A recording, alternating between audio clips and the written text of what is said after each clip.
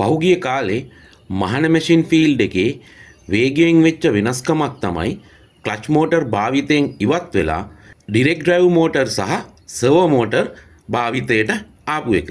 මේ වෙනකොට clutch motor එකක් එක්ක අලුත් මැෂින් එකක් විකුණන්න තියනවා දැක ගන්න ගොඩාක් අමාරුයි. බොහෝ විට දැන් අලුත් මැෂින් එකක් එක්ක එන්නේ එක්කෝ මැෂින් එකටම හයි කරපු ඩිරෙක්ට් ඩ්‍රයිව් මෝටරයක්, එහෙම නැත්නම් සර්වෝ මෝටර් එකක්. ඉතින් දැන් භාවිතයේ සර්වෝ මෝටර් ගොඩක් තියෙනවා. සර්වෝ මෝටර් එකේ රිපෙයාර් එකක් කරන්න ගියාම සමහරක් වෙලාවට රුපියල් 10-12000ක් යන වෙලාවලුත් තියෙනවා.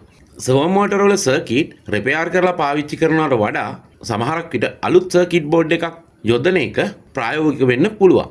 ඉතින් සාමාන්‍යයෙන් සර්වෝ මෝටර් එක බෝඩ් එකක් රිපෙයාර් කරන්න යන මුදලටම NP ලංකාව වෙතින් මිලදී ගන්න පුළුවන්. NP ලංකාව එකේ නම්බර් එක මේ වීඩියෝ එකේ සහ වීඩියෝ එකේ යට මම දාලා තියන්නම්. ඕගලන්ට සර්වෝ මෝටර් එකක් හෝ සර්වෝ මෝටර් බෝඩ් එකක් මිලදී ගන්න අවශ්‍ය නම් NP ලංකාව එකට කතා කරන්න.